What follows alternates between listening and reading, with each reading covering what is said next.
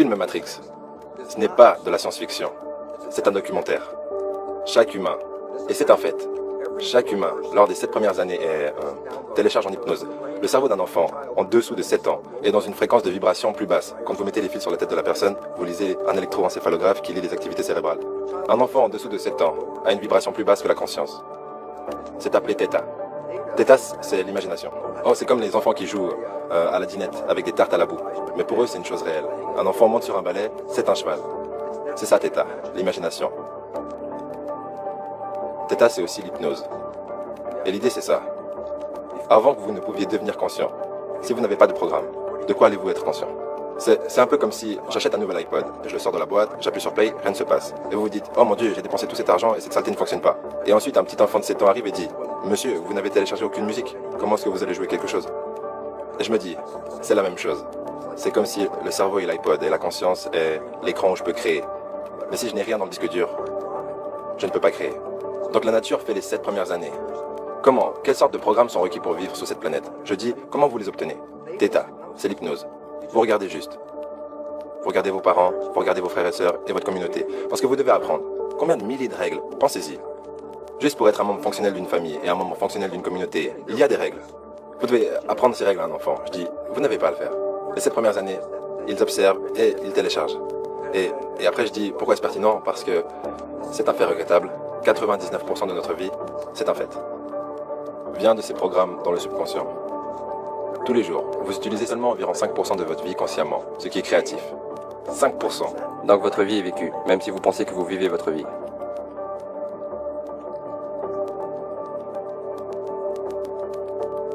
Exactement. Et vous ne le voyez pas parce que ça s'appelle subconscient, sous la conscience. Et les jésuites, pendant 400 ans, ils prenaient et les gens ne comprenaient pas. Ils disaient, donnez-moi un enfant jusqu'à ce qu'il ait 7 ans et je vous montrerai l'homme.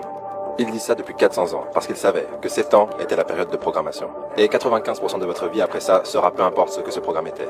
Donc Angelina Jolie fait partie d'une famille où il y a le cancer. Et je dis oui, ils ont les gènes. Mais ce n'est pas ça qui l'a causé. C'était le comportement qui a été transmis. Le comportement n'est pas transmis comme les gènes. Il est transmis par des familles, mais il est transmis à travers l'apprentissage dans les familles. Ok. Dans votre conférence sur la biologie de la croyance, vous avez fait cette analogie à la fin d'une caméra et après d'un œil, et comment la caméra inverse l'image et la met sur le film. Et pourtant, avec notre œil, nous le prenons, inversons l'image, et après nous la faisons passer à travers un filtre dans nos cerveaux. C'est juste. Et c'est de ça dont vous parlez, des 7 premières années de votre vie qui mettent un filtre sur tout. Absolument. Comment vous comportez-vous? Ouais. Il y a des millions de règles pour que vous et moi puissions regarder deux choses distinctes ou deux choses et avoir des conclusions complètement différentes. Exact. Et c'est juste basé sur comment vous avez grandi, ce que vous voyez. Vous savez, ce n'est pas nouveau. Je veux dire, il y a ce livre connu, Père riche, Père pauvre. Et il disait en gros, vous venez d'une famille pauvre et vous pourriez galérer toute votre vie en essayant de devenir riche, mais vous n'y arriverez pas. Et ensuite, si vous venez d'une famille riche, vous pourriez être stupide toute votre vie, Donald Trump, et y arriver. Pas parce que vous y pensiez, mais c'était un comportement inconscient qui a été téléversé des familles riches aux enfants. Ce qui est inconscient. Donc, ils prennent les bonnes décisions inconsciemment. S'ils impliquent leur esprit conscient, alors ils auront l'air stupides. Mais c'est inconscient. Et c'est la même chose avec les gens pauvres. Les gens pauvres ont des croyances venant de leur famille, comme tu ne peux pas y arriver, la vie est un combat, les choses sont difficiles, pour qui est-ce que tu te prends? Et si c'est le programme que vous avez obtenu, alors 95% de la journée, vous allez vous saboter vous-même. Et c'est pour ça que les gens pauvres restent pauvres et les riches restent riches, à cause de la programmation. Ce que nous devons réaliser en premier lieu, c'est que 95% de notre comportement vient du subconscient. Donc un enfant va enregistrer pendant 7 ans. Et il va vous enregistrer vous avez un nouveau bébé. Ce bébé va vous regarder parce que vous êtes le parent. La première chose que le bébé apprend, dans là ou les 2 premières semaines de vie, qui est le parent? Très important, parce que c'est le point de référence. Si quoi que ce soit se produit dans leur vie, ils vont regarder leurs parents en premier. Un enfant à la place de jeu est sur une balançoire, tombe de la balançoire sur le sol. La première chose qu'il fait, c'est regarder le parent. Si la mère est comme ça, l'enfant se met à pleurer. Mais si la mère dit, lève-toi et remonte sur la balançoire, l'enfant remonte sur la balançoire. C'est le reflet. Donc vous devez réaliser qu'un enfant va observer chacun de vos mouvements. Et après, vous devez aussi admettre, eh ben mince, si 95% de ça vient de ma programmation invisible, je vais transmettre le modèle familial, inconsciemment. 95% de la journée. Le modèle familial, national, sociétal. Mais tout le modèle, peu importe ce que vous... Le modèle de croissance de la programmation. Ok. À moins que je fasse un effort conscient. Un effort conscient pour changer votre programmation. C'est très difficile de rester conscient. C'est pour ça qu'on retourne toujours dans le subconscient. Parce que quand vous pensez, c'est une fonction d'esprit conscient. Donc, Brian, que faites-vous mardi? Si je vous demande ça, la réponse n'est pas là dehors, c'est à l'intérieur. Donc, le moment où vous pensez, vous renoncez à conduire le véhicule. Parce que vous êtes allé à l'intérieur. Ça ne veut pas dire que peu importe ce que vous faites, vous allez arrêter de marcher, de conduire ou de faire un travail. Ceux-ci sont des programmes dans le subconscient, parce que vous les avez répétés encore et encore. Donc, le subconscient est un autopilote. Quand le conscient est occupé, l'autopilote conduit un véhicule. Le point, c'est que lorsque le conscient est occupé, il n'observe pas ce qu'il se passe. Donc, disons que nous avons cette conversation dans une voiture. Et je conduis depuis 10 minutes. Et nous avons cette super conversation. Et tout d'un coup, je regarde par la fenêtre et je dis, vous savez, je n'ai pas fait attention à la route pendant que nous avons cette conversation. Mais je reviens en arrière et dis, est-ce que je peux dire à propos de quoi était la conversation? Ouais, nous avons parlé de ça, ça, ça et ça. Et qu'est-ce qu'il y avait sur la route pendant ces 10 minutes? Et là, je ne sais pas, je ne faisais pas attention. Vous voyez? Ça, c'est quand le subconscient... Donc j'ai dit, comment était votre conduite? Et j'ai dit, c'était la façon dont vous avez appris à conduire. Si vous avez eu un mauvais moniteur de conduite, alors vous conduisez 10 minutes avec une mauvaise conduite. Ok, alors comment je peux changer ça? Est-ce que j'ai besoin d'être plus conscient de mon subconscient? Vous devez être conscient de... Eh bien, vous voyez, voilà le problème. Cette première année, c'est de la programmation. Et je dis bien, quel programme vous avez eu quand vous aviez 0 ou 1 an? Vous direz, ah, je n'ai aucune idée de quel programme c'était. Et je dis, ah, 95% de votre vie vient du subconscient. Votre vie est une impression de votre comportement subconscient. Oh, donc, vous n'avez pas à essayer de penser à ce qu'il s'est passé. Je dis juste, regardez votre vie. Les choses que vous aimez, qui entrent dans votre vie, y entrent parce que vous avez le programme qui les soutient. Mais n'importe quelle chose avec laquelle vous avez des difficultés, vous travaillez très dur dessus, vous y mettez beaucoup d'efforts pour que ça arrive. Pourquoi est-ce que vous travaillez si dur? Inévitablement, vous avez un programme qui ne supporte pas cette conclusion. Et vous essayez de passer outre le programme. Donc, vous n'avez pas besoin de faire beaucoup de choses de psy ou de psychologie. Vous regardez juste votre vie et dites où est-ce que j'ai des difficultés.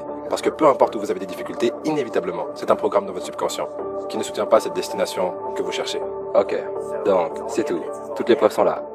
Vous jetez un regard honnête à votre vie et votre histoire. Si c'est n'importe quoi dans votre vie, les relations ou les affaires ou ceci ou cela, et cela vous montrera où il y a une sorte de maladresse. Exact, je veux dire, si on revient sur Angelina Jolie, elle pourrait regarder sa vie et elle pourrait dire, je vais aller regarder le gène et dire le gène a causé le cancer. Je dirais non, regardez votre vie, parce que ce comportement a été transmis de votre mère à vous. Elle l'a eu de votre grand-mère, etc. Et c'est une histoire de... J'ai eu 2 vies différentes dans cette durée de vie. Avant que je mette ces connaissances en vigueur et après que je mette ces connaissances en vigueur. Et j'utilise le mot en vigueur, pourquoi?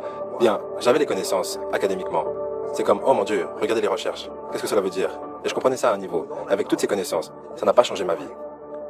Les gens lisent des livres de développement personnel. Bien, vous avez lu le livre, vous avez beaucoup de connaissances, est-ce que ça a changé votre vie? Non, mais vous avez beaucoup de connaissances. Donc voilà la différence. L'esprit conscient est créatif et peut apprendre en n'importe quel nombre de façons. Lire du développement personnel, une conférence, écouter un programme, et l'esprit conscient va obtenir de la compréhension. Et je dis oui, mais l'esprit subconscient n'apprend pas de cette façon. Oui, il ne le fait pas. Le subconscient n'apprend que de 2 manières fondamentales naturellement. L'hypnose, qui correspond aux 7 premières années, et après l'âge de 7 ans, comment est-ce que vous mettez de nouveaux programmes à l'intérieur? La répétition et l'entraînement. Vous voulez conduire une voiture? Vous n'avez pas appris en vous asseyant, en mettant la clé dans le contact. Vous avez dû vous entraîner à conduire la voiture. Vous voulez apprendre l'alphabet? Combien de fois avez-vous passé de A à Z? Vous savez, essayez d'aller de A à Z avant que vous ayez pu l'accomplir. Une fois que vous l'avez accompli, vous n'avez pas à revenir en arrière et le refaire à nouveau. Donc 2 phases. Vous voulez entraîner votre esprit inconscient? L'hypnose, la répétition. J'aime la dernière parce qu'il y a une nouvelle phrase qui circule appelée « Faites semblant jusqu'à ce que vous y arrivez ». Qui veut dire, si vous n'êtes pas une personne heureuse, vous voulez être une personne heureuse, alors répétez tout le temps « Je suis heureux, je suis heureux ». Je dis, eh bien, vous n'avez pas l'air heureux ou quoi que ce soit. Vous dites, non, à qui est-ce que je parle? Par la répétition, je parle au subconscient. Ok. Si le subconscient comprend, je suis heureux, et 95% de votre vie vient de ce subconscient, il y aura un moment, une fois que le subconscient aura compris, je suis heureux, vous n'avez plus à le dire. Ok.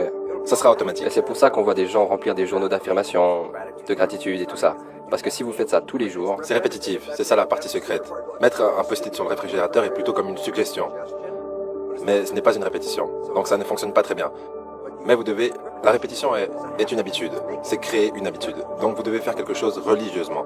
Le répéter, le répéter, le répéter pour que ça fonctionne.